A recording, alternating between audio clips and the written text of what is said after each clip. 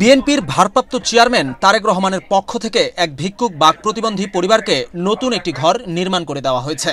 বাগেরহাটের রামপালের ভাগা এলাকার দীপালি রানী শীলকে নতুন এই ঘরটি নির্মাণ করে দিয়েছে বাগেরহাট জেলা বিএনপির যুগ্ম আহ্বায়ক ও মোংলা রামপাল ফকিরহাট সংসদীয় আসনের মনোনয়ন প্রত্যাশী লায়ন ডক্টর শেখ ফরিদুল ইসলাম।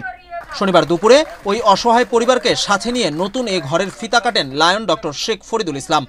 এ সময় স্থানীয় বিএনপির নেতাকর্মী ও এলাকাবাসী উপস্থিত ছিলেন। নতুন ঘর পেয়ে আবেগে আপ্লুত হয়ে পড়েন দীপালি পরিবার।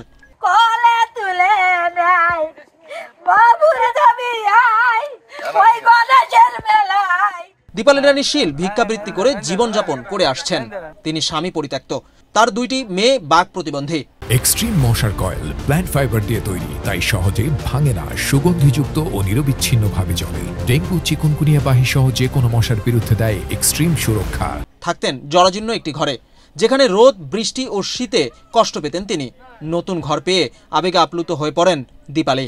আমাদের প্রিয় নেতা তারেক রহমান সাহেব সারা বাংলাদেশ জুড়ে যারা গৃহহীন আছে তাদের পাশে দাঁড়াচ্ছে এবং আমাদেরকে নির্দেশনা দিচ্ছে প্রত্যেক জনপদে এগুলোকে দেখার জন্য। তো আমরা তার পক্ষ থেকে প্রত্যেকে যার যার এরিয়ায় চেষ্টা করছি। যারা গৃহহীন আছে, মানে এই মানুষটা কিন্তু ছিল একদম ছিন্নমূল মানুষ। তার যে ঘরটা ছিল হয়তো আপনি আগে দেখছেন যে এখানে কোনো অস্তিত্বই ছিল না, বলা চলে যে এক পাশ থেকে বাতাস ঢুকতেছে, তারা কোনোভাবে টিকে ছিল। তো এখনকার যুগে এসে এরকম একটা চিন্তাও করা যায় না যে মানুষ এতটা অসহায়। তো আমার এক বোন যখন আমাকে এটা জানালো, তখন আমি চিন্তা করলাম যে না, এই দীপালি যিনি বয়স্ক, ওনার দুটো মেয়েই হচ্ছে বাক প্রতিবন্ধী এবং খানিকটা শ্রবণ প্রতিবন্ধী। তো আমি মনে করি যে তারা যে ভাতা পাচ্ছে সেটা দিয়েও তাদের এটা করা সম্ভব না। তখন আমি ধরে নিলাম যে না, ঠিক আছে, আমি তাদের জন্য এটা করব। এবং আজকে যেমন বলছে যে একটা সেলাই মেশিন হলে সে কাজ করতে পারবে, সে ভালো কাজ জানে। তো এইসব মানুষগুলো হয় কি, আসলে এদের অন্য কোনো বিকল্প নাই, না এসে কোনো কর্মসংস্থান, কোনো জায়গা জমি কিছুই নাই।